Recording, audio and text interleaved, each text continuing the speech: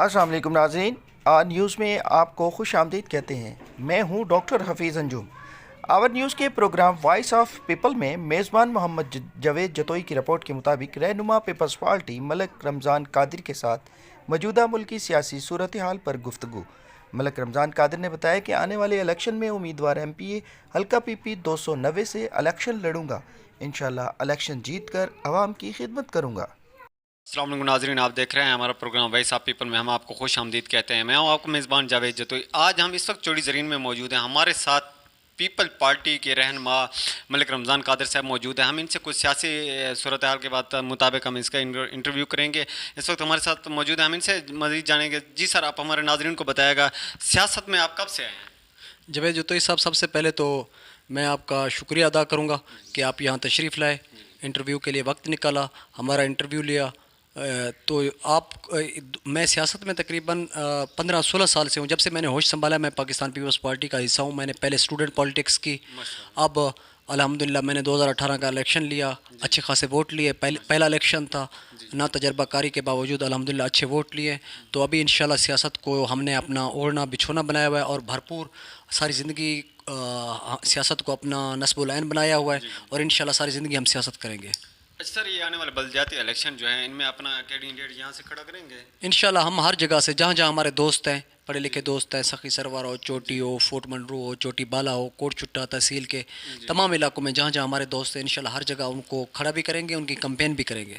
ماشاءاللہ کافی عرصے سے آپ پیپل پارٹی کے ساتھ ہیں اور انشاءاللہ آگے بھی ہوں گے۔ اس میں کوئی خصوصیات بتائیں، پارٹیاں اور بھی ہے، پی ٹی آئی بھی ہے اور نون لیگ بھی ہے، ان حوالے سے کیا کہنا چاہیں گے؟ دیکھیں، تمام پارٹیاں قابل احترام ہیں، چاہے پی ٹی آئی ہو، چاہے نون لیگ ہو، چاہے جمعیت ہو، چاہے جماعت اسلامی ہو۔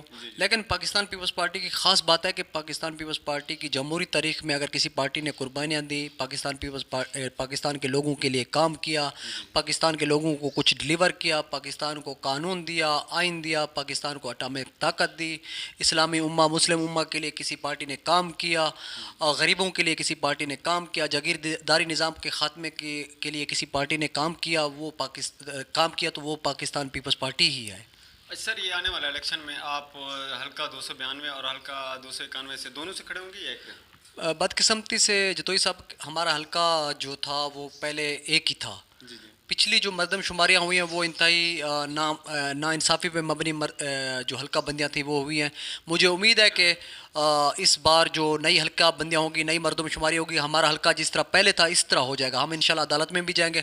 اگر خدا نخواستہ ہمارا حلقہ پہلے کی طرح نہیں ہوتا، جس طرح سخی سرور چوٹی یہ علاقے، چوٹی بالا، فورٹ منرو یہ علاقے اکٹھے تھے، اگر اس طرح نہیں ہوتا تو انشاءاللہ میں کوشش کروں گا کہ دونوں حلقوں سے لڑوں گا، کیونکہ میرے دوستوں کا مطالبہ ہے کہ آپ دونوں حلقوں سے الیکشن لڑیں۔ اچھا سر، یہ جو ابھی اچھا سر، ہماری ایک تو خوش قسمتی یہی تھی کہ ایک ایئرپورٹ بنا تھا چوڑی زرین میں، ابھی وہ بدقسمتی سے بند پڑا ہوا ہے، لیکن اس حوالے سے آپ حکومت سے کیا مطالبہ کرنا چاہیں گے؟ خوش قسمتی یہ ہے کہ اس روڈ کو پاکستان پیپلز پارٹی نے بی بی شہید نے دوسرے دور میں بنوایا تھا، لیکن بدقسمتی کی بات ہے کہ یہ جو ایئرپورٹ ہے، یہ جو بین الاقوامی ایئرپورٹ تھا، یہاں سے ہمارے لوگ سعودی عرب جاتے تھے، قطر جاتے تھے، پورے گلف میں جاتے تھے، روزی روٹی کماتے تھے۔ ملتان یا لاہور جانے کے بجائے ڈائریکٹ اپنے ضلع میں راجن پور ڈیرہ غازی خان کے لوگ یہاں آ کے اترتے تھے۔ لیکن بدقسمتی سے نون لیگ کے دور میں یہ ایئرپورٹ بند ہوا۔ چلو وہ تو بند ہو گیا، لیکن پی ٹی آئی کے جو حکمران طبقہ جو بڑی بڑی پھڑے مارتے تھے وہ بھی اس ایئرپورٹ کو نہیں کھلا سکے، جو کہ ہمارے لیے لمحہ فکریہ اور لمحہ المیہ ہے۔ سر ماشاءاللہ، آپ غریب عوام کے لیے آواز اٹھاتے رہتے ہیں۔ ہم نے پہلے بھی آپ کی ویڈیوز سوشل میڈیا پر دیکھی ہے، آپ نے ایک آواز اٹھائی ہوئی ہے کوئے سلیمان میں جو فیکٹری میں 90 مزدور جاں بحق ہوئے تھے، اس حوالے سے ہمارے ناظرین کو کیا بتانا چاہیں گے اور حکومت کو کیا کہنا چاہیں گے؟ جو تو سب بدقسمتی کی بات یہ ہے کہ صرف یہ کوئی سلیمان کی بستی نہیں بلکہ ڈیرہ غازی خان میں، یہ تو ہماری بستی ہمارے گھر کے نزدیک ہے نا، ہمیں اس کا پتہ ہے۔ ڈیرہ غازی خان کی بہت ساری غریب بستیاں ہیں جو اس طرح کے کیسز سے بھری پڑی ہیں۔ تو ہمارا حکومت وقت سے شروع سے پچھلے 5-6 سالوں سے ہمارا ایک دوست ہے ریاض ناگری صاحب، وہ سپریم کورٹ میں کیس لڑ رہا ہے، پورے علاقے میں کیس لڑ رہا ہے اپنے لوگوں کا، ہم بھی اس کے ساتھ اس کی ہیلپ کر رہے ہیں۔ تو میرا حکومت وقت سے مطالبہ ہے کہ فی الفور ان فیکٹریوں کو بند کیا جائے۔ اس کے علاوہ جتنے لوگ، جتنے ملازمین، جتنے مزدور جاں بحق یا شہید ہو چکے ہیں، ان کے لواحقین کو معاوضہ دیا جائے، ان کی داد رسی کی جائے، جو بیمار ہیں ان کا علاج کیا جائے، اور کم از کم حکومت ہر جو جاں بحق ہونے والا شخص ہے اس کو کم از کم 50 لاکھ دے تاکہ ان کے بچوں کا مستقبل سنور سکے۔ اچھا سر، ہمارا آخری ایک سوال ہے کہ ہمارے اہل علاقہ کے غریب طبقہ ہے، ان کو آپ کیا پیغام دینا چاہیں گے؟ آپ کے پاس آ سکتے ہیں کوئی مسئلے حل کروانے کے لیے؟ کس حد تک آؤں گے؟ میرے پاس دوست حکومت تو نہیں ہے کہ میرے پاس مسئلے حل کروانے آئیں گے. ہاں ہم ان کے مسائل کو اٹھا سکتے ہیں. باقی میرا نوجوانوں کے لیے پیغام ہے، آپ کسی بھی پارٹی سے تعلق رکھتے ہوں، آپ بھرپور سیاست میں حصہ لیں. کونسلر کا الیکشن لڑیں، چیئرمین کا الیکشن لڑیں، پھر خدا موقع دے ایم پی اے کا لڑیں. آپ نوجوان ہی آگے اٹھیں گے، اس ملک کے ایم این اے بنیں گے، ایم پی اے بنیں گے، وزیر اعظم بنیں گے، اس ملک پہ حکمرانی کریں گے، پھر جا کے یہ ملک تبدیل ہوگا. غربت ختم ہوگی، ہمارا ملک دنیا کے جو عزت دار ملک ہیں ان کی صف میں شامل ہوگا.